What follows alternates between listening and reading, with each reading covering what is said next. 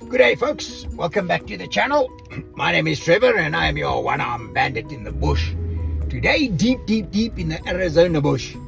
So I've come looking for a campsite and I navigated to a place that I'd found on Overlander. In the comments there, folk were saying, well, you know, if you see that there's a whole lot of big rigs or it's busy, don't worry, just keep going down the trail. There's more spaces further along. Well, I did that, but unfortunately, the trail that I'm on is actually designed for small little bush pigs, not a big oversized bush pig like Pumbaa is, yeah? So, side by sides, probably, but I can tell you now, full rig, I found myself in the wrong place. So, there goes more pinstripes. So, for the last hour and a half, all I've been doing is getting pinstripes added to this truck.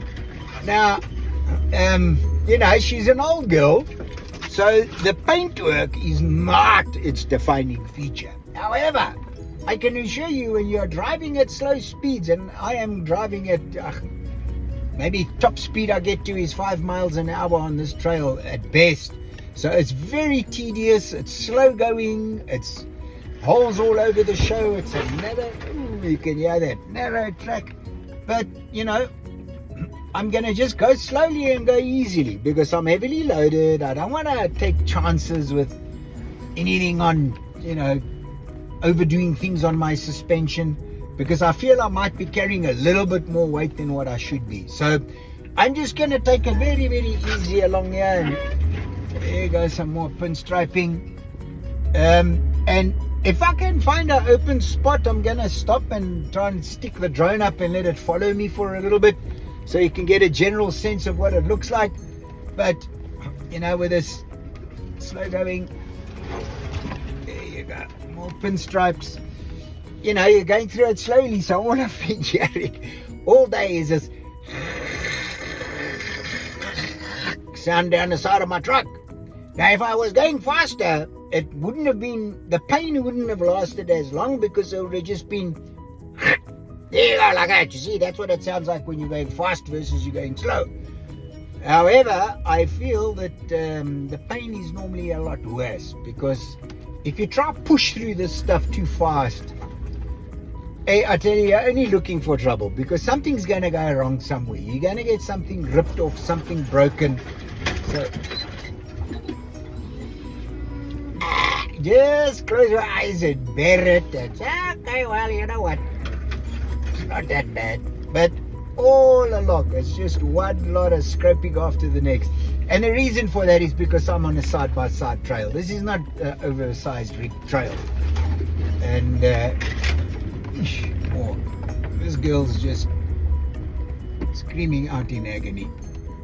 So I think what I'm going to do is I'm going to stop here and I'm going to see if I can get the drone up to follow me. So I'll be back with you in a moment. So don't go away.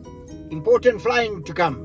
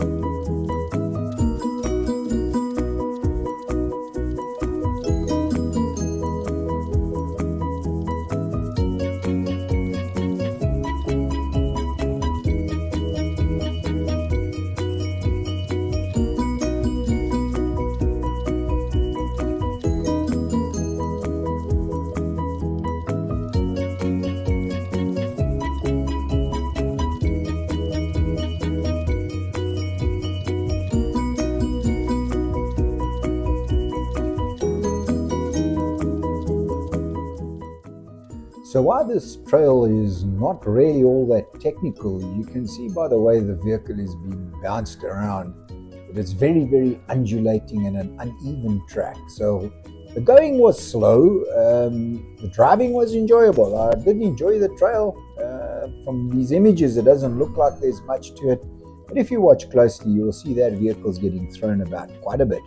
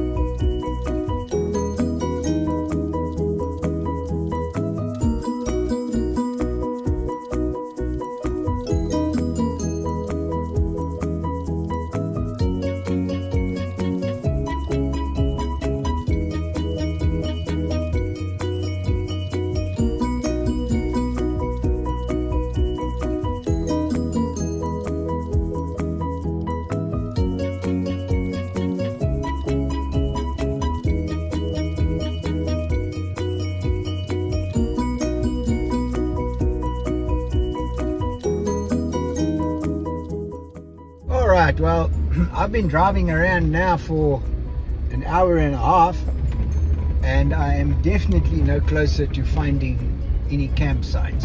So what I'm deciding to do is I'm turning around and I'm heading back to where I came from, because I know that there were campsites at the head of the trail before I got started.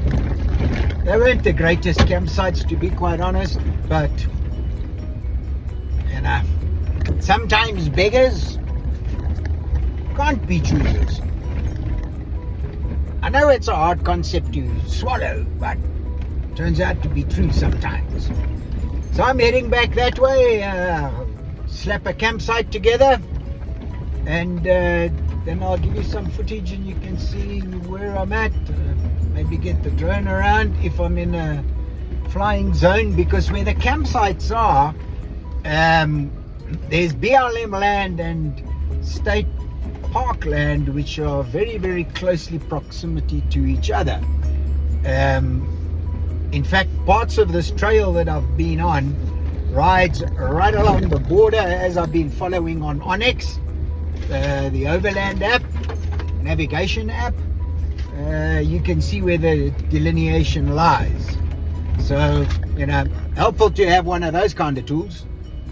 Back in the day, you would have to have looked at the map book, got the compass out. If you were lucky enough to get a GPS coordinate, if you carried one, you would take your GPS coordinates, work out where you were. You know, it would be an easy way to do it. So anyhow, I'm headed back. So I've eventually got to a campsite. It took me quite a bit longer to find something than I anticipated, but I found something that's, you know, on relatively good flat ground. It's a bit close to a lot of trailers that are parked just a little way up from here, but I'm a ways back from them that I don't think I should be bothered at all. So I think next step now is lamb chops tonight. Lamb chops for dinner tonight. And then I'll watch the sun go down. There is a fire pit just behind the truck, but it's a way off and it's right next to the trail. So I'm not going to bother about that just yet, and I'll see what happens with the wind. If it gets too windy, then it's going to get cold with a wind chill, and then it's not that pleasant sitting out anyway. So there we go. Trust you're going to enjoy this one, and stay down. Next one's coming soon.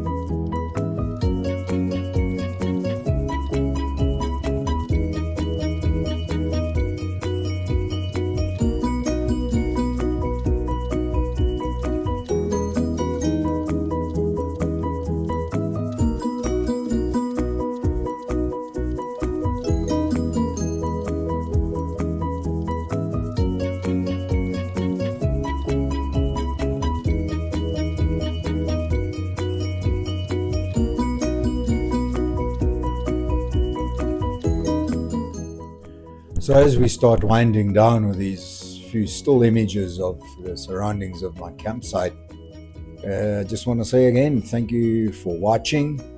Thank you for those of you who have subscribed. I trust you will enjoy this. Please, if you haven't already, consider hitting your notification button as well, as I'll be doing regular updates, if not every other day, certainly on a weekly basis. Stay well and see you on the next one.